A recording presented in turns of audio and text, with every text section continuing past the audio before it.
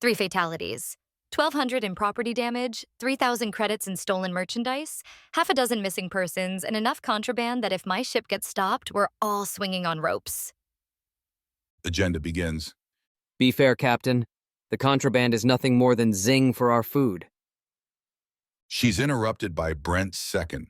A strange command structure had worked out with Brent leading the charge in general and Marcus being his right hand. Not that it stopped any of the men from doing their own thing whenever they felt like it, but in a group it was usually Brent that kept a lid on things and could be trusted to know what everyone was doing or had done, with Marcus being the one when Brent wasn't around. Which makes it even worse. Now, what was that about recruits, our missing persons? Yeah. Some of the station residents decided they wanted to stick with us.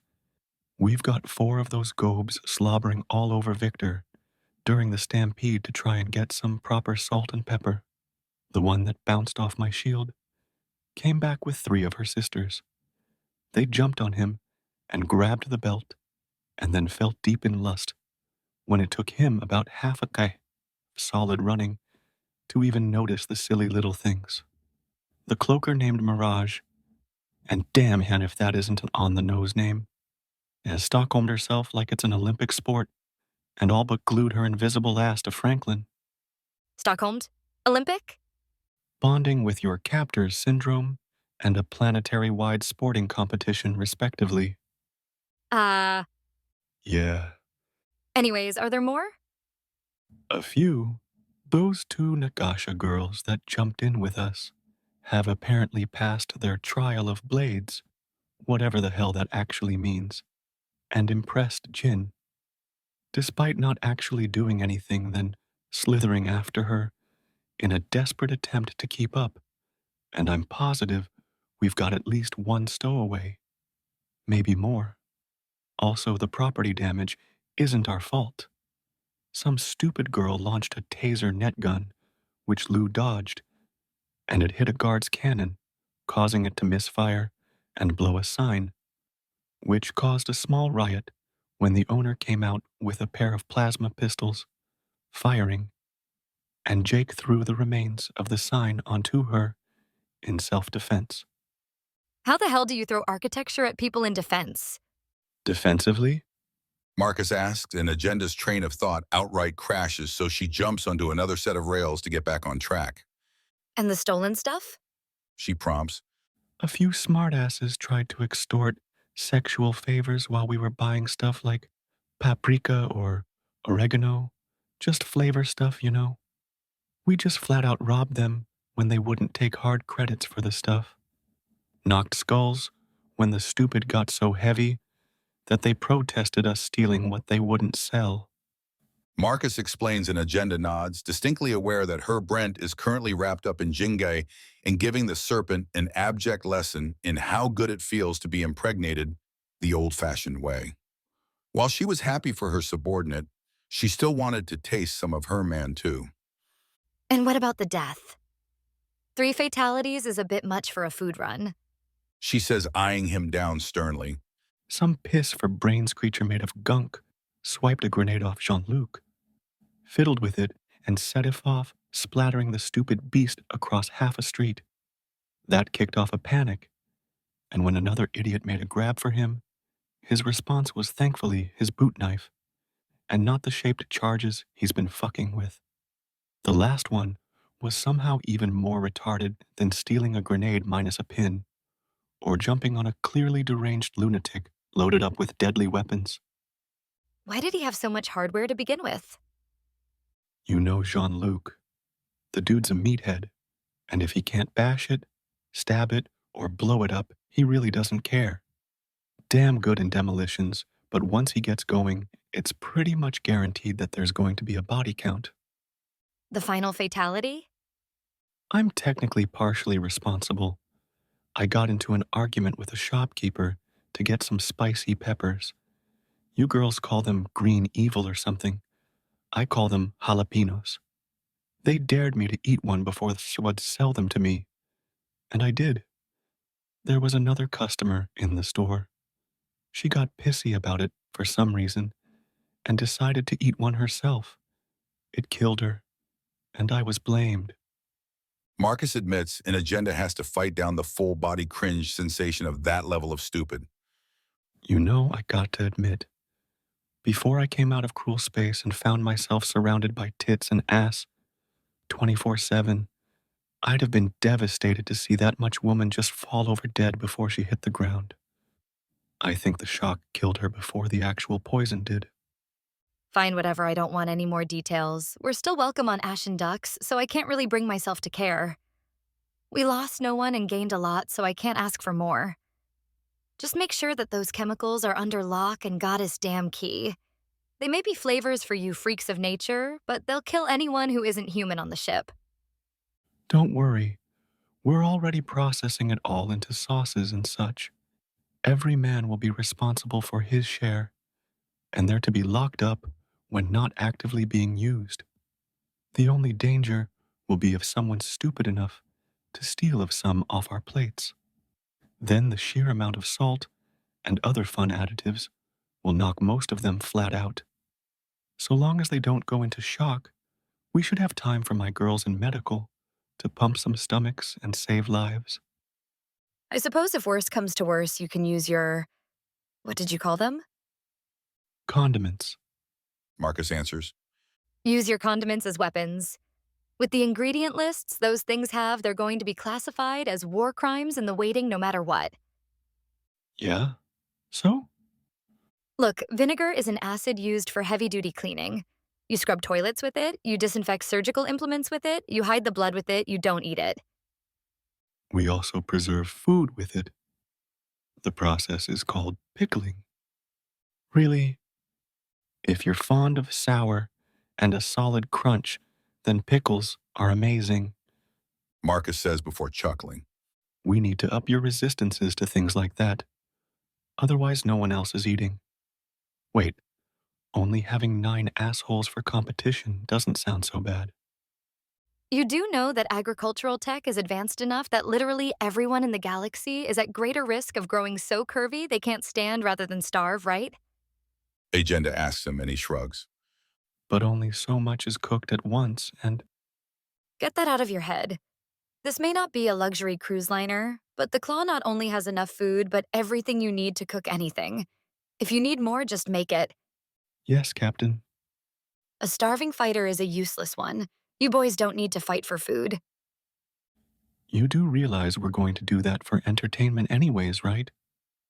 And I'm going to be recording it and selling it for the big creds. She returns with an evil grin. You've already done that, haven't you? We made so much that it completely offset the cost of all the supplies we bought as well as the damages. And we bought not only extra, but the premium stuff too. Nice. Anything else, Captain? Or am I free to have some fun? Go get nuts deep in someone, I've got things to do. Agenda orders him, and he salutes and runs off before she can take a swipe at him. Now it's time to deal with the not-so-subtle stowaways. Unlike the humans whose scents are completely drenched in distracting and blurring pheromones, this one is sharp and clear. It's a horchka, likely the one that had her prosthetic torn off and broken over her head when she got grabby. She gets the whiff of her prey and quickly picks her way into a maintenance tunnel before going up a floor and into a storage cupboard. There is the horchka. Her mechanical arm is a generic energy construct rather than the sleek and powerful mechanical beast it was before. A cheap replacement for what she lost. Agenda growls as she rises up, upwards and upwards until she's glaring down at the smaller woman. Balancing on her hind legs is tricky. She's slow but stable like this. With her taking up the entire doorway, the horchka has nowhere to go but through a battle-tested and heavily armed pirate. She begins as she takes a step back in no small amount of fear. Here for some revenge, are we?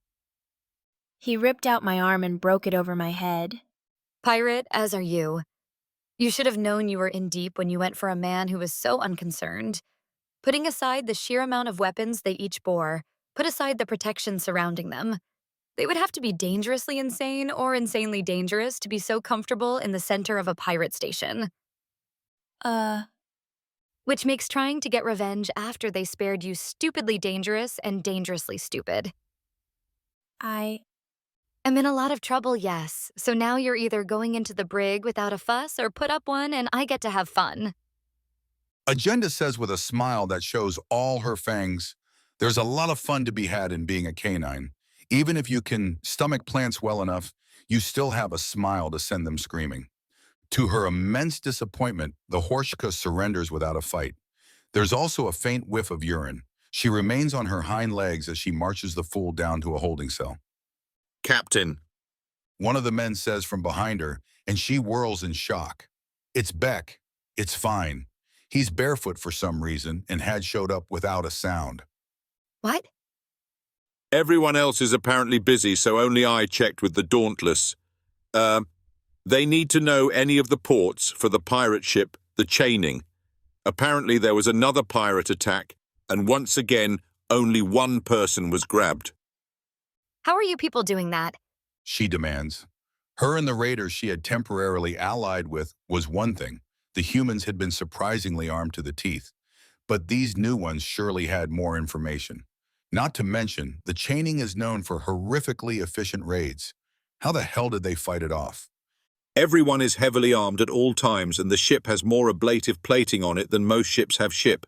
It's vaguely impressive you and they have been able to get anyone at all. Speaking of, the Chaining managed to get one man. We need to know where they go to effect rescue and possible recruitment. She sighs as she lowers herself down onto all fours and runs a hand through her mane. Get me in contact with him directly. There's a list and a lot of problems. The Chaining makes my girls here on the Claw seem like rampant cuddle monsters. You are.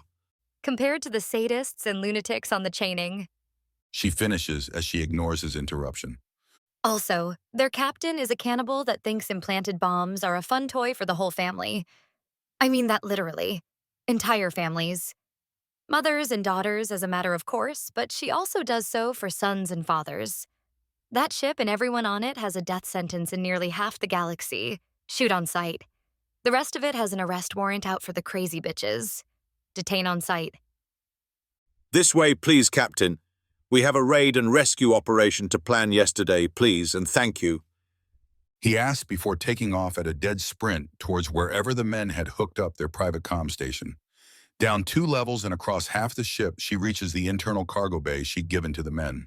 It's been divided into sections, and she sprints by a series of machines making a very heady-smelling something. The place where they're no doubt mixing their toxic sauces in a room that smells of so many old pheromones that if she wasn't a well-fucked woman, she'd have fallen to her knees from the slightest scent of it. Into a small room with a crude but very solid comms tower, and it's activated with the press of a previously covered button. It turns on immediately, audio and visual. Commander Ali, what's the emergency? Admiral Cistern asks right away. So this thing is the emergency the big man must know button? Good. The Chaining is crewed by cannibals and sadists. They have a shoot-on-sight order in half the galaxy and detain on sight in the rest. They're fond of implanted bombs, and I've got the captain here for everything I've missed. It gets worse, much worse. Agenda says to the imaging of the Admiral, which seems to be hardening in fury. A small part of her mind said that it was one of the hottest things she'd ever seen. They're rampant rapists with a love of slowly devouring their partner until there's nothing left to fight them with. Then they dispose of them. This can take years, but the children they spawn this way. The Chaining is a multi-generational ship. Mothers driving their daughters to madness and cruelty. So extermination rather than recruitment. Where do they birth? They don't have a specific birth, but there are 4 systems that won't attack them on sight in this part of the galaxy. That's where they go for R&R. You'll find more information there. And where did you get this information? Most captains make a point of not being there when the Chaining is. As such, we know where they go and we stay the hell away if it's in system. They're all lunatics. The sooner you get your man back, the better. The Admiral nods in response. You need to check out the Yelthrin system, the Uriath system, the Chelt system, and the Rog system. Admiral Cistern, who was taken? Beck asks in concern. Corporal Gregory Schmidt. Pukey? Beck demands, and Admiral Cistern looks exasperated. Pukey? Agenda asks him, wondering what kind of man this was. His nickname. He was in the same barracks as me when we were putting the Dauntless together. In basic training, he and his squad were threatened to run until they puked. So he simply stopped, messed with his stomach, and barfed up before asking if he got out of the run. They gave him an extra mile for being a smartass, but apparently started chuckling the moment he looked away from them. That might help him. The Chaining's crew force feed bombs into their hostages as a stopgap before the implanting surgery. If he can get it out and do what Miles did here, then he may have a chance.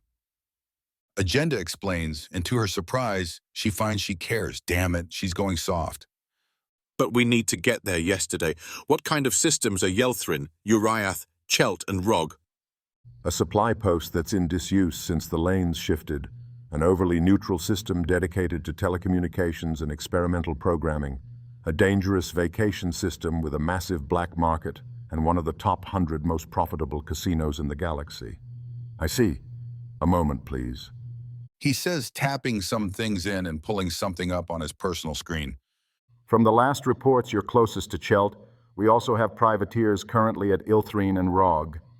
Uriath is on the path of the Dauntless to the galactic core. Are you willing to check around Chelt and effect rescue if the opportunity arises? Yes. The bitches give all pirates and bitches a bad name the galaxy over. If they're trying to contain a maniac half as crazy as Miles was, then this is the perfect time to get in and gut the cunts. Indeed. You have your orders. I'll be paying you 10,000 for this, with an additional 100,000 if you end up in combat. Admiral Cistern promises, and she nods. Anything else, sir? Beck prompts. Get yourself and your boys ready. You need to be ready to go in hard, fast, and make a mess. He orders, and Beck snaps off a salute in response. Good man. The situation is serious enough that Agenda doesn't even smirk at the innuendo. The call is cut, and Agenda turns immediately and activates her comm. Girls, we've got ourselves another mission. We're heading to Chelt yesterday.